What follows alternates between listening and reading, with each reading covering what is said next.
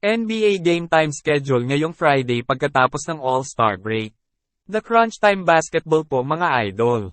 Ating pag-uusapan ng game schedule ng NBA ngayong paparating na Friday. Alas 8 ng umaga sa Friday, maglalaban ang Cleveland Cavaliers at Orlando Magic.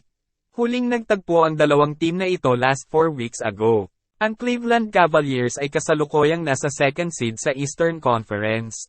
Samantalang ang Orlando Magic ay nasa 8th seed ng standing. Ito ang iilan sa mga highlight sa kanilang huling paghaharap. Cleveland Cavaliers, ang may pinakamahabang winning streak sa NBA ngayon. Donovan Mitchell behind the back pass to Merrill, masyadong malaki na ang kanilang lamang. Entry pass para kay Jared Allen mula kay Mitchell para sa isang malakasang dunk. Donovan para naman sa kanyang spider move, at may kasamang foul. Lamang na ng 22 points ang Cleveland sa third quarter. At isa pang open 3 mula na naman sa hot hand na si Merrill. 1 minute to play, isang drive na naman mula kay Mitchell.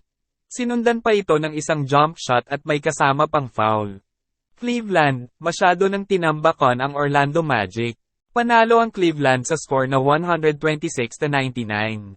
Ngayong Friday, makakabawi kaya ang Orlando sa Cleveland Cavaliers? Alas 8 ng umaga pa rin ngayong Friday.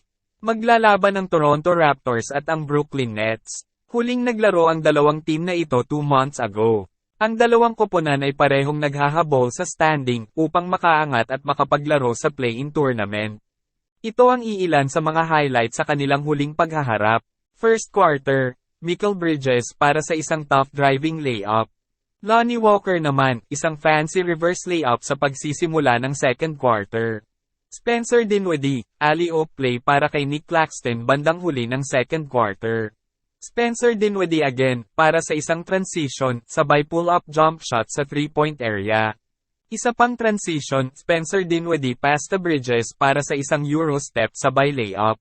Mikal Bridges drive sabay skip pass para kay Royce O'Neal para sa isang open shot. 3 minutes left, Spencer Dinwiddie nahanap si Bridges sa corner for a pull-up 3. Back-to-back 3 para kay Royce O'Neal. Hindi na nakabalik ang Raptors at sa huli natalo sila sa score na 115-103. Sixers naman kontra Knicks, sa alas 8 pa rin ng umaga ngayong Friday. Huling naglaro ang dalawang team noong nakaraang buwan. Ang dalawang koponan ay parehong nakaranas ng pagkatalo bago ang All-Star break. Ang Sixers ay nasa rank 5 at ang Knicks ay nasa rank 4 naman sa Eastern Conference.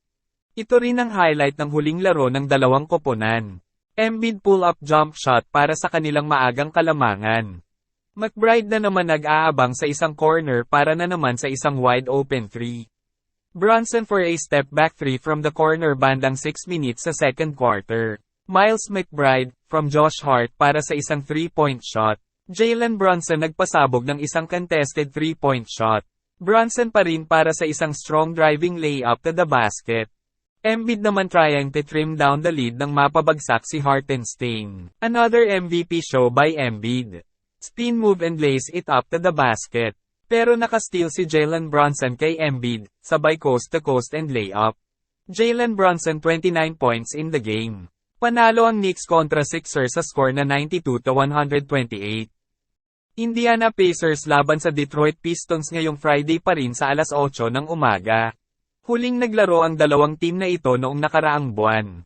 Ang Pacers ay kasalukuyang nasa rank 6 ng Eastern standings.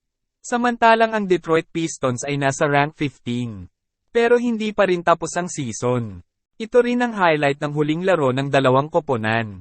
Ausar Thompson na ankle break ni Tyrese Haliburton para sa isang open 3 bandang second quarter. Young Piston squad sa pangunguna ni Cade Cunningham, pull-up jump shot. Tyrese Haliburton pump fake dribble and hit the 3 in the corner.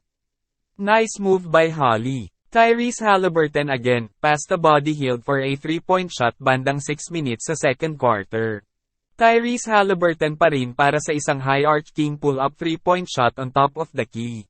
Cade Cunningham may pagbawi para sa isang driving layup. Tabla ang score this time. Miles Turner, para naman sa isang follow-up dunk mula sa isang missed shot.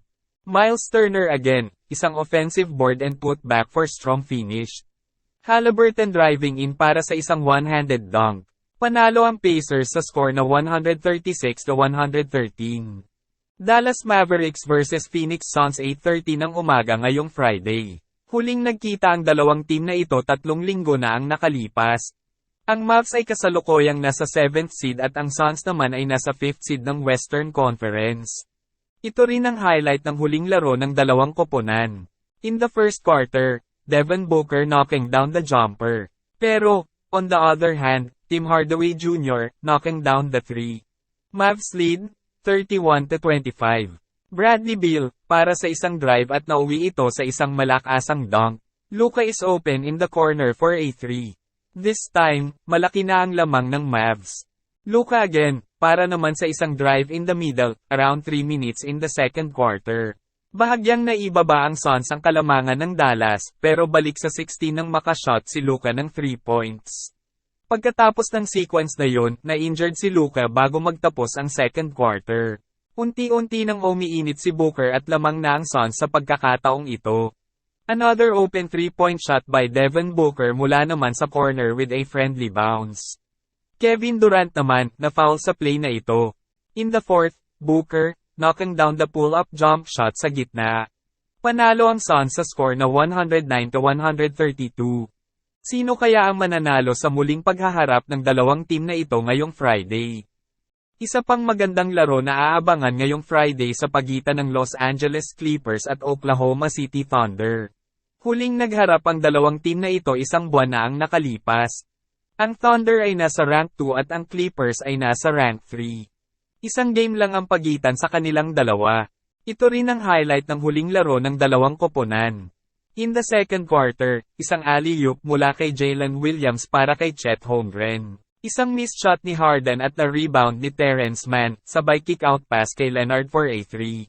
In the second quarter, James Harden step back 3 laban sa 7'3" na nakabantay sa kanya. Kawhi na naman knocks down another 3, lamang ang Clippers ng 4 points bandang 4 minutes sa first quarter. Harden pass to Kawhi, and Kawhi pump fake and drive na may kasamang monster slam.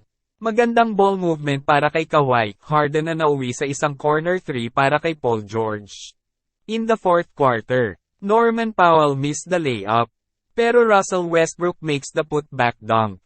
Isa pang Kawhi, Harden at Paul George connection para na naman sa isang wide open 3 in the corner. Thunder in transition, Isaiah Joe pass to SGA drive and it's a basket na may kasamang foul.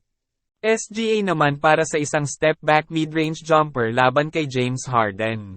Baba sa 1 point ang lamang ng Clippers nang may pasok ni Isaiah Joe ang 3-point shot na ito. Lamang ng 3 points ang Clippers plus another 3 points mula kay Paul George around 2 minutes in the fourth quarter. Sinamahan pa ito ng isang steal ni Paul George. At sabay fast break na may kasamang dunk. Panalo ang Clippers sa score na 128-117. Tingnan natin kung anong mangyayari sa muling paghaharap nila ngayong Friday.